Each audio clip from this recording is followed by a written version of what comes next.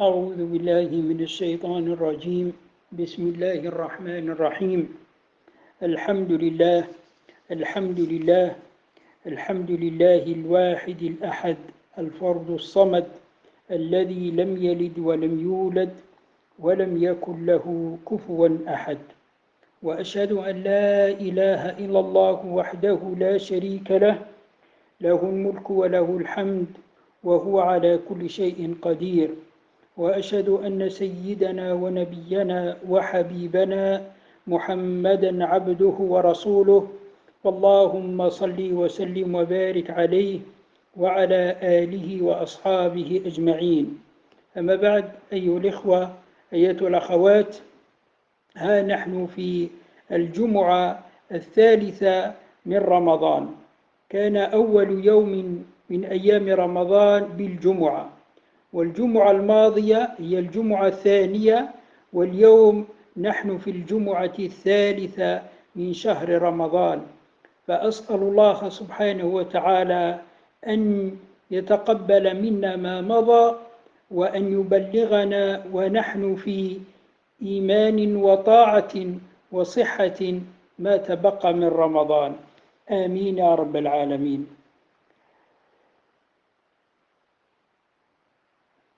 أبدأ هذه الخطبة بكلام رسول الله صلى الله عليه وسلم.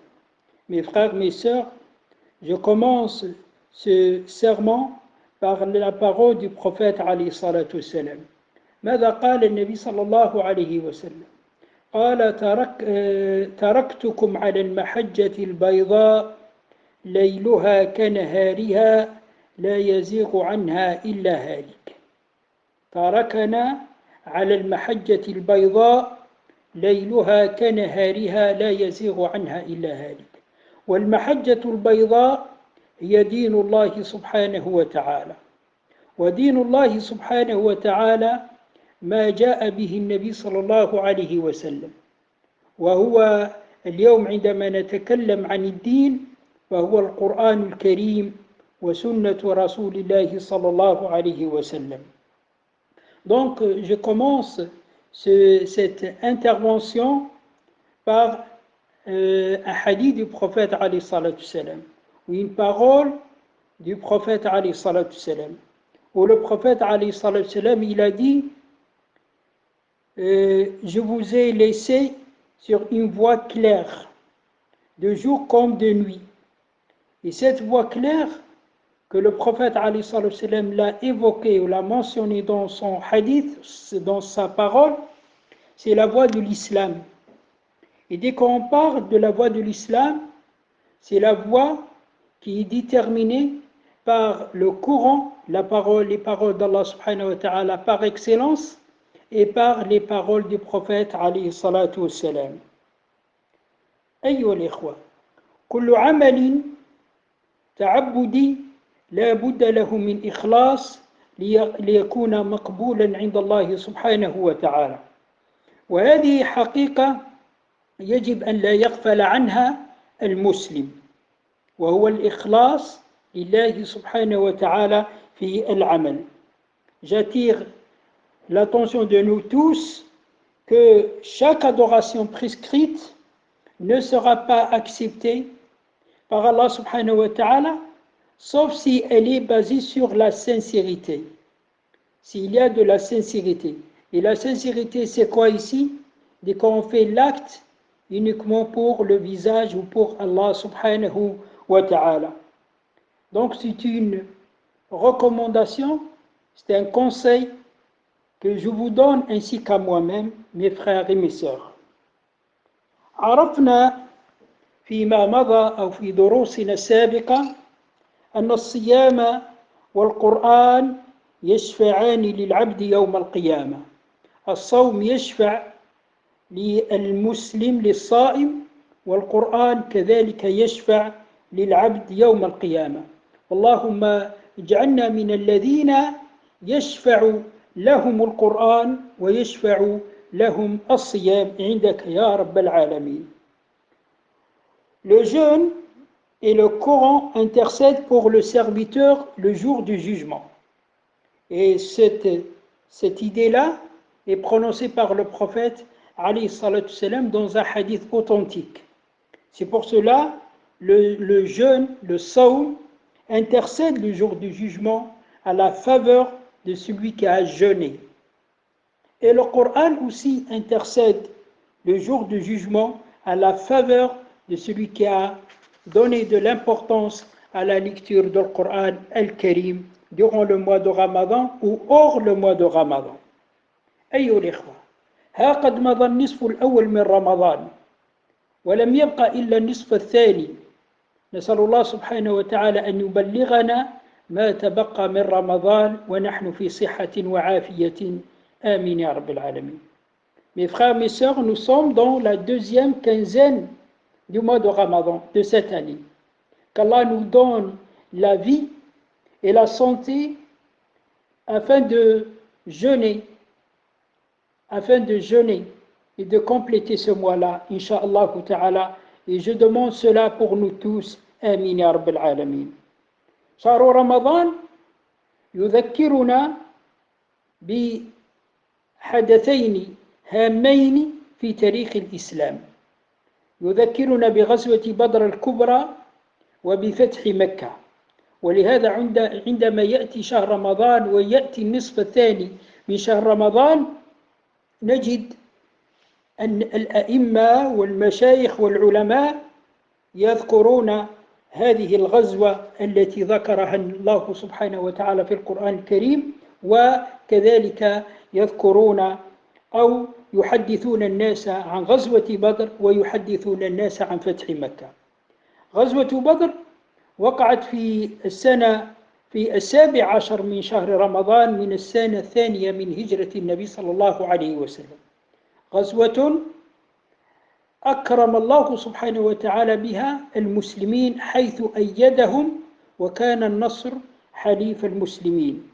وفتح مكة هو عودة النبي صلى الله عليه وسلم إلى مكة، ولكن هذه المرة عاد النبي صلى الله عليه وسلم إلى مكة فاتحا، وهكذا دخلت مكة في حظيرة الإسلام وأصبحت مكة جزء لا يتجزأ من دولة المسلمين ودولة رسول الله صلى الله عليه وسلم. يولي المسلمون أهمية لهذين الحدثين لأن الله سبحانه وتعالى ذكرهما في القرآن الكريم. الله تكلم عن غزوة بدر والله سبحانه وتعالى تكلم عن فتح مكة. Le mois de Ramadan nous rappelle de deux événements historiques qui sont deux événements très importants dans l'histoire de l'islam. C'est le premier événement, c'est le Ghazwat Badr, ou la guerre, ou la bataille de Badr. Et le deuxième événement, c'est le Fath Mecca, l'ouverture de la Mecque. Et l'ouverture de la Mecque, c'est le retour du prophète alayhi salatu salam après 10 ans de l'immigration, de l'exil à la Mecque. Mais cette fois-ci, il est rentré à la Mecque avec ce qu'on appelle Fath Mecca, l'ouverture de la Mecca. Mecca est devenu un territoire musulman et un territoire sur la domination et sur l'autorité du prophète alayhi salatu wassalam. أيها الإخوة، من قال النصف الثاني من رمضان، عندما نقول النصف الثاني من رمضان فإننا كذلك نفكر في العشر الأواخر. وكان رسول الله صلى الله عليه وسلم إذا دخل العشر، يعني العشر الأواخر من رمضان، شد مئزره وأحيا ليله وأيقظ أهله. وهذا دليل على الأهمية والاستعداد الذي كان يوليه النبي صلى الله عليه وسلم للعشر الأيام الأخيرة من شهر رمضان. لماذا؟ لأن فيها ليلة خير من 1000 شهر، وهي ليلة القدر التي سنتكلم عنها فيما بعد إن شاء الله تعالى. Mes frères, mes sœurs, dès que nous parlons de la deuxième quinzaine du mois de Ramadan, nous parlons aussi sur les 10 dernières nuits du mois de Ramadan, ou les 10 derniers jours du mois de Ramadan. car le prophète alayhi salatu salam, il a donné de l'importance. Il a donné la grande importance à ces derniers jours. Et dans le hadith, où le prophète alayhi salatu salam, une description au prophète alayhi salatu salam durant les 10 derniers jours du mois de Ramadan, quand les 10 derniers jours de Ramadan arrivent, il retroussait ses manches,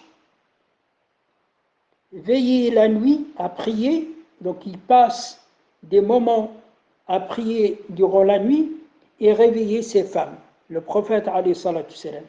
Donc voilà, sont des expressions utilisées par la description du prophète alayhi salatu salam pour dire, ces expressions désignent les efforts déployés par le prophète alayhi salatu salam durant les derniers jours du mois de Ramadan en adoration à Allah subhanahu wa ta'ala, afin